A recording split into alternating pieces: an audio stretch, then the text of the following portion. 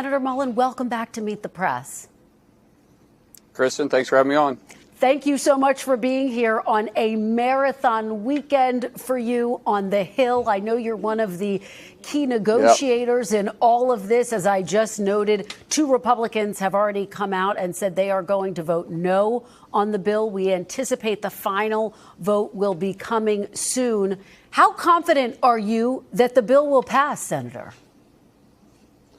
We're very confident. Listen, Kristen, the hardest part was getting on the bill. What we mean by getting on the bill is once we pass the House version, which is what we passed last night, then we put our amendments on it and we go into debate. Although right now there's a stall tactic, obviously, by the Democrats. They're making them read page by page, which I think is great. I hope the American people pay attention to it. I hope the Democrats pay attention to it, because it's going to be very hard for them to argue about what this actually does. This cuts spending. It's the largest deficit cut by any Congress ever in history. It makes tax cuts permanent, which instead of taxes going up January 1st by $4 trillion, it actually restores the tax cuts. And it's going to, the average household of 4 is going to bring home pay over $10,000 more a year this year than they did last year. So that is great. I hope the Democrats pay attention to it and realize we're delivering for the American people. But once that happens, we go into a 20-hour debate. Then we're going to do the vote-a-rama, and we're going to pass this bill. And we're very confident we have the votes to do that.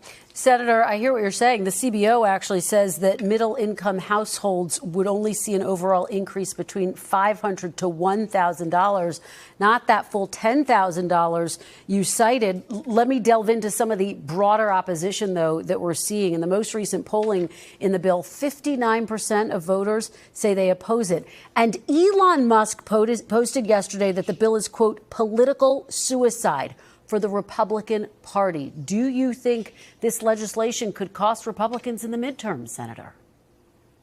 No, well, let's unpack some of the stuff you said. What the CBO was talking about was actual bring home pay. When you start talking about the child deduction or the child deduction that we actually doubled, when you start talking about the taxes that they are going to see the increase, plus you start looking at the increase in wage bring home, that's where we get the 10,000. CBO, what you're talking about specifically is just the extension of the tax cuts. So there's a lot of other factors to play in there. As far as Elon Musk goes, listen, I respect Elon. I think he's right for his opinion, but he just doesn't know. And so I have to disregard that. What we're doing is delivering for the American people, and they know that. So if you look at any polling in the red states, especially where President Trump won, which he won the red states overwhelmingly, President Trump is popular, and the bill is extremely popular. Other polls can be, as you know, decided by what demographic you want to poll. And I imagine if they were to go poll blue states, well, the bill probably wouldn't be popular there. Senator, I hear what you're saying about Elon Musk. Back in February on this program, you called Elon Musk, quote, the best entrepreneur we've ever had in our lifetime. And I mean that. Okay, so why would you dismiss his perspective, Senator? Well, I used to be in business full time. Is what I did. I was never in politics. I thought I understood politics until I got in it. When I got into it, I realized, whoa.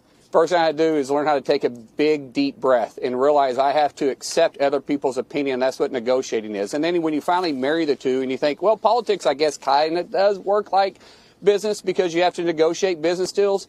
You have to negotiate different personalities, though, here in the Hill. And so you may not ever get a perfect bill, but you get a good bill. And this is definitely moving us in the right direction, because when we vote on this, probably sometime tomorrow, every Republican and every Democrat is going to have 2 choices for the American people. We either, one, move forward as a yes vote and move forward into President Trump's era and his policies, bringing back the economy, securing our border, making us safer home and abroad, and making sure we have energy independence, and bringing down deficits and making sure tax cuts are permanent. Or B, we go back to the Biden-era policies, which was wrecking our economy. We had an unsecured border. We wasn't appreciated or even respected around the world, and our economy was in the tank. So you have a yes vote or a no vote.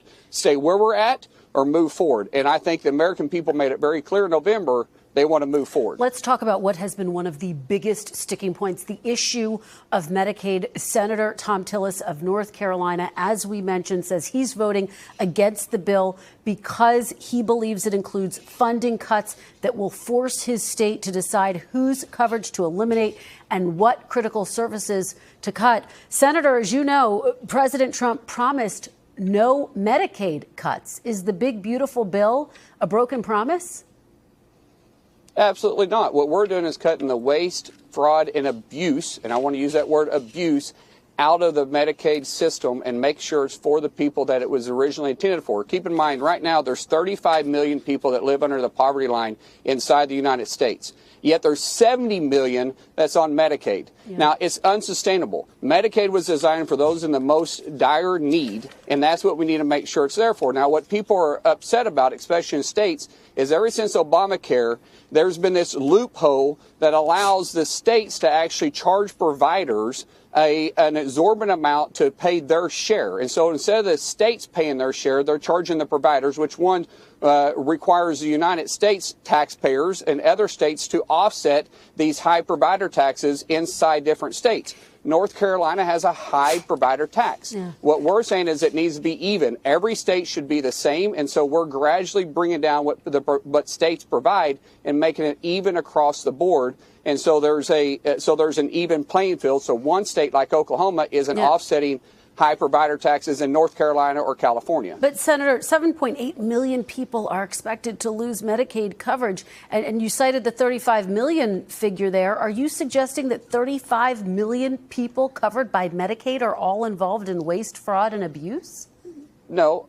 What I'm saying is how do you explain that we only have 35, I don't want to use that as a derogatory term, but I just want to use the numbers here. There's 35 million people under the poverty line inside the United States, and there's 70 million people that are signed up for Medicaid. Where are you going to tell me that there's not room to cut fraud, waste, and abuse in the program? People that are today eligible for it underneath current programs are still going to be eligible for it tomorrow, too. We're just getting out the ones that should never be there. I mean, what is so hard about requiring an able-bodied individual with no dependents, no sickness, to work 20 hours a week? I know you work more than 20 hours this weekend alone.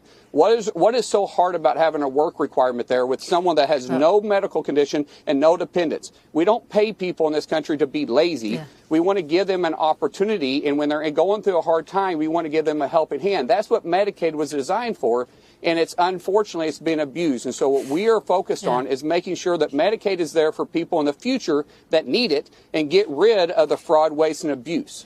So it's just worth noting 92% of people on Medicaid are either working or would qualify for an exemption. I do want to move on to this landmark Supreme Court decision, though, that basically said that district-level judges cannot grant nationwide injunctions against executive actions, basically meaning that President Trump's order blocking trying to end birthright citizenship could soon take effect in various parts of the country. Now, it's really unclear what that would mean for the children of undocumented immigrants, new babies who are born here. So let me ask you, do you think babies who are born to undocumented parents should be deported, Senator? Well, here's what we know. There's a whole industry that has stood up to bring people here in their last month of pregnancy to have a child here, and they come here on a vacation visa, and they have a child, so their child will be able to be U.S. citizens. It's a whole industry. You know it, and I know it. What we're trying to do is end those that are gaming the system. Should and that's those exactly babies what's be deported, now, Senator, with their parents? Are you saying those babies should be deported with their parents? Well, they should go where their parents are. Why wouldn't you send a child with their parents? I mean, why would you want to separate them? I wouldn't want to be separated from my kid, and no parent should want to be separated from their kids.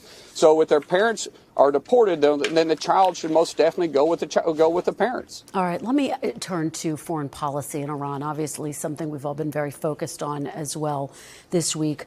One of the key unanswered questions in the wake of President Trump's attacks against Iran nuclear programs, the fate of almost 900 pounds of highly enriched uranium. Let me ask you, can Iran's nuclear program be considered, quote unquote, obliterated if its nuclear stockpile is still unaccounted for? Absolutely it can. Now, what we did is we destroyed the infrastructure. What you can't destroy is the knowledge and some of the other small components. But there is no way President Trump, who's the first president to actually have the backbone to go in there and do this, because if you remember, every president since Clinton has been talking about Iran, how big of a danger and a threat to the world they would be if they had a nuclear weapon, and there was no way they could do it. Where every president since Clinton has talked about it. Trump's the first one to actually do it.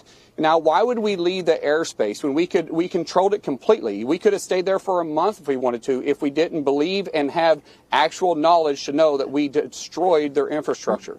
Here's what we here's what we know too is Fordo was in Iran, the Iranian regime's mind, is that it was indestructible.